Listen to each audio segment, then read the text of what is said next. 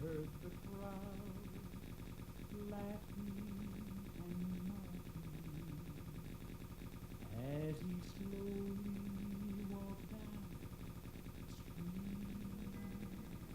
I saw the man carrying the wood on his back as the fair at their feet, and they kicked him and they beat him till the breath would come inside as he slowly turned his face toward me for the first time in his eyes. Hello again. Sorry, it's been a couple weeks.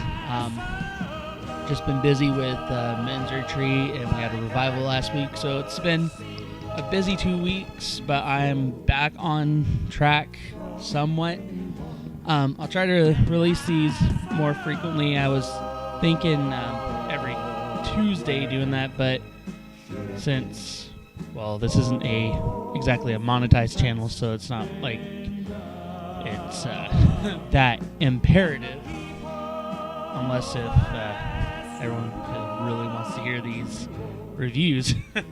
So today I'm really excited about the review today because it's my personal favorite Cathedrals album, which is Better Than Ever. I have to say this, it was an acquired taste when I first got it. Of course, sitting in my dorm room as a college sophomore, I had a lot of other things that was on my mind, but as I listened to it the first time, and my first impression was meh, but then after converting it to CD and listening to it more often, had on my computer instead of in my tape deck, which yes, I owned a tape deck and a record player in college. I still use that unit today. But after converting it to CD, really got to listen to more of the songs, and the message of the songs on this album is amazing. I'll say it that way. I know it's pretty simple, but I mean it's you know, you can use a simple term. That's great. This album, I wouldn't say is the pinnacle of their career. Obviously, 2 years later with Something Special, that was theirs. But Better Than Ever is a good title for this album. If you know anything of the Cathedrals' history, this album was released in 1980. It was their wide release. I think they released at least 3 or 4 albums in 1980. At least 2 or 3 of those were on Eternal Records, which is their own record label that they would use to release their table projects, which were only sold at the concerts. Then they'd have a wide release, and for I'd say the past 8 or 9 years at this point, they were on Canaan Records. And this is also the first wide release album with Kirk Talley and Roger Bennett, along with Steve Lee, who would leave just a few months later and be replaced by Mark Hamill. When I say Better Than Ever, they come off a hard year. If you know, like I said, if you know anything about their history, in 1979, the 3 younger men, which were Roy Trimble, Lorne Matthews, and George Abram Webster, left after being convinced by a concert promoter that George and Glenn were holding them back.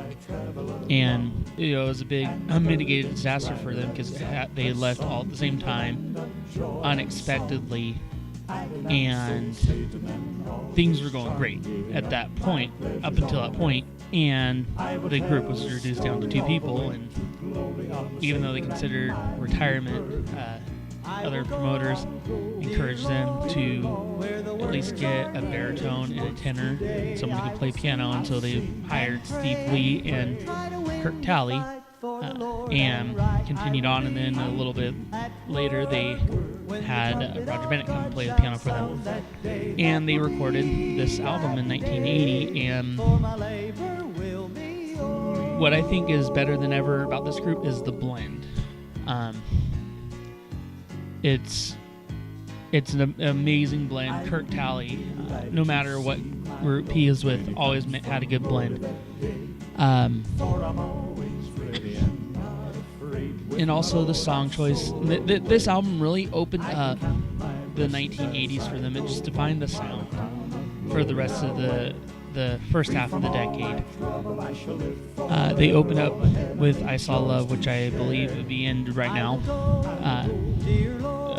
I love how they arranged it on here. It was soft acapella, and then the guitar coming in, and the full-blown orchestra coming in on the chorus, and just the orchestral arranging on there is amazing. And then the next song is My Labor Will Be O'er, which is kind of has a little bluegrass feel to it. I just like the mandolin is playing there in the background, kind of gives a nice feature on there. And it's just a fun, quick song. Showcases some of the blend on there. And then after that is One of These Days. When I listened to this, it's kind of the first time.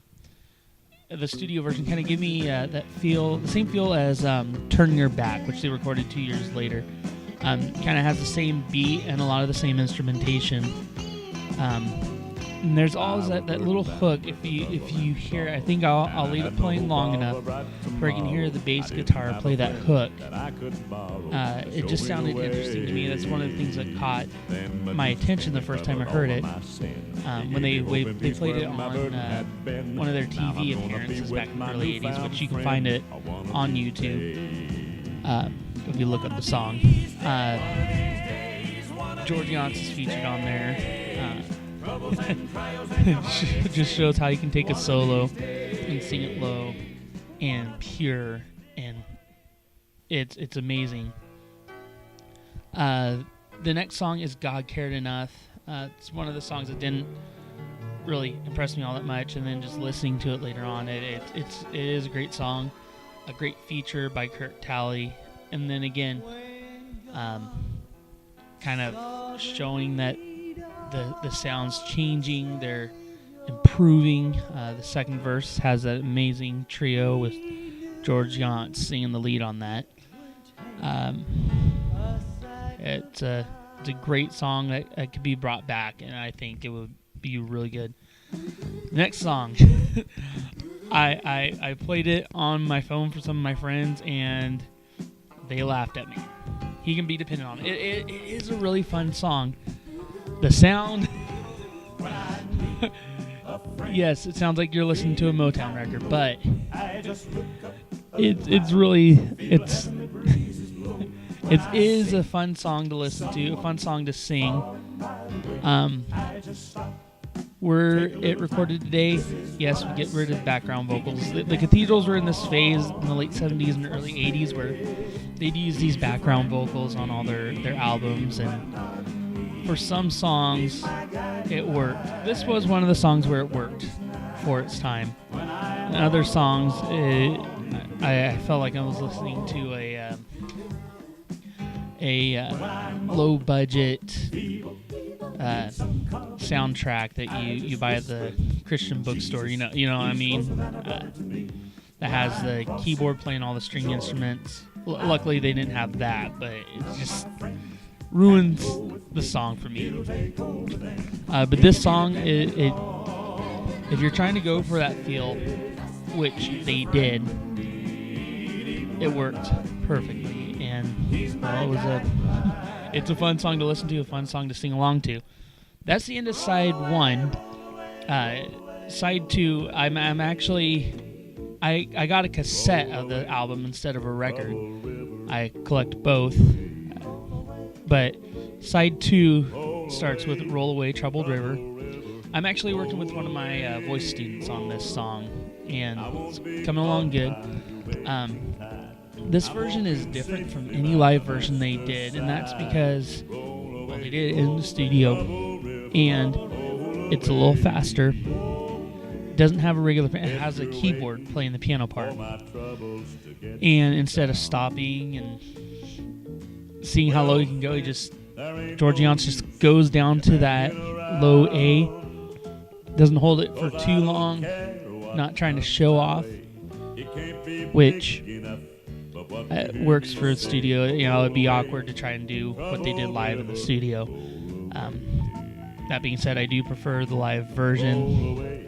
I'm not a fan of the keyboard. I love the song. Don't get me wrong. I'm just not a fan of the keyboard on there.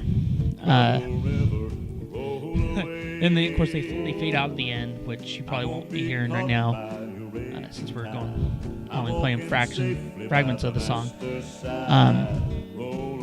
But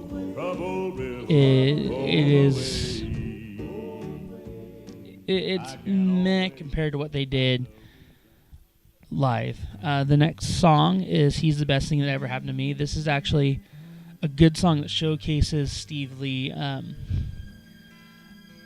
I wish there was more material that they recorded with Steve Lee. It was just a interesting and unique sound for the Cathedrals to have him. And it's a good testimony song. Again, kind of getting into the more modern style that you'd see more through the 80s and 90s of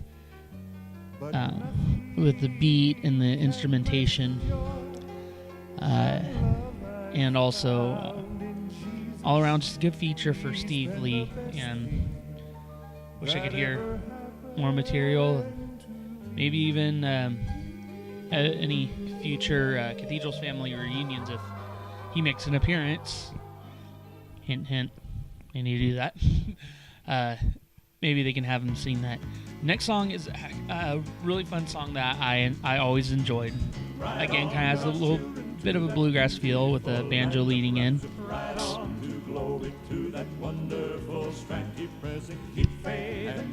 Interesting.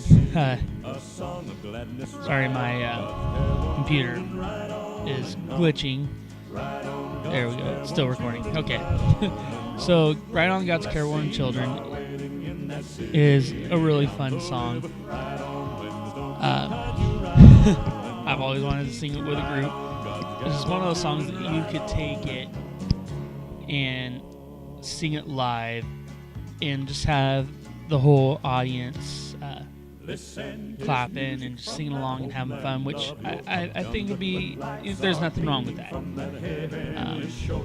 won't get into too much into music philosophy, but I think you should enjoy the music and have fun with the music that you do have, instead of just sitting there and staring, and to use the term that George Younce always used, sitting there staring at you like a mule looking at a new gate. It's always good to have a lively song and even a lively crowd. It's encouragement. And that's what the feel that I get listening to Right On God's Careworn Children.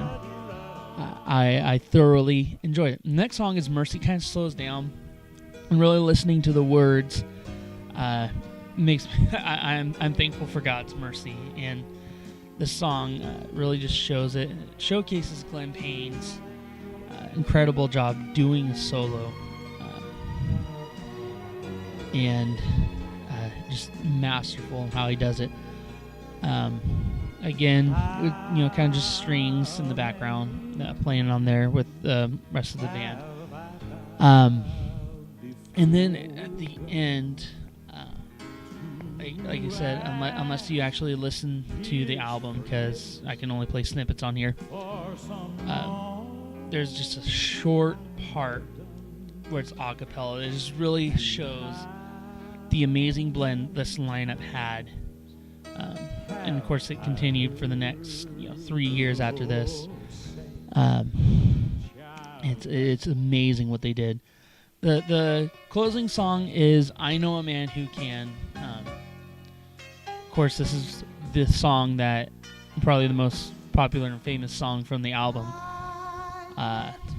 This is not their original recording of the song. Actually, the year before they recorded this album, I believe it would have been the second recording of this lineup, or the first, depending on if you consider "Keep on Singing" the first recording, since it was just more of a re-recording of what they had with new vocals. But the recording "Smooth as Silk," they recorded "I Know a Man Who Can" with Kirk Talley, and the song was popular enough to where they put it on, rearranged, of course, different instrumentation, and they put it on this album, their wide release.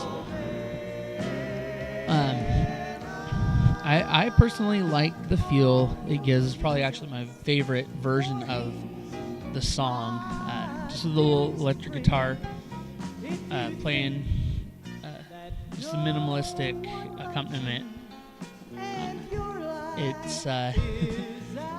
It's unique to the song, and I love doing it. Were I to record this song, I would actually go back to this version. And then, even with the background vocals, Kirk Talley's style of singing, especially back in that day, I would compare it more to, the black church style singing, which, mixed with the rest of it, created a good balance, and I really liked it. It just works. I can't explain how it works, it just works. And this song is no different. It's a really fun song to listen to, really fun song to play, and also just a good memory of what the Cathedrals were, and a good way to close out the album. So that is the whole album. Now, I have to say, because this is my favorite Cathedrals album, I give it a 4 out of 5. If not for all the arrangements, I mean, there's some arrangements on there just kind of meh, but the song choice is amazing, so I'll give it about 4.5 out of 5 if we were on that rating scale. It is very well better than ever. This album far exceeds any of the previous albums I have. It's not to diminish the quality of previous albums. It's just what they came through the previous year with almost losing everything, and then being able to come back the next year and record something masterful was amazing. If you ever are on eBay or on Amazon or at a yard sale or thrift store, wherever you can find old albums and sets and all that, if you find this album, do not pass it by. It is that good. Maybe another hint, if Stowtown can get a hold of some of these old albums, or if Word would start back up Canaan for the 20th time, and they do some re-releases, put this album on that list. It deserves a re-release. I enjoy it. I want other people to be able to enjoy it. It's been a really good blessing in my life. Just listening to some of those versions, especially that opening track, "I Saw Love," and just the vivid description of the crucifixion and the love that Jesus had for us. Of course, listening to this and that opening track, Resurrection Sunday's coming up on, Sunday, and depending on how you like to time the crucifixion, either Wednesday or Friday, it's just a good time to reflect on that. If you have the album, pop it in your cassette player, or if you really wanted to go authentic and pull out the record and put it on your turntable and just take a listen to it and really reflect on the words and the lyrics of these songs. So that's about it. We'll see y'all later. We're gonna ride on, got Careworn children, ride on. Blessings are waiting in that city beyond the river. Ride on.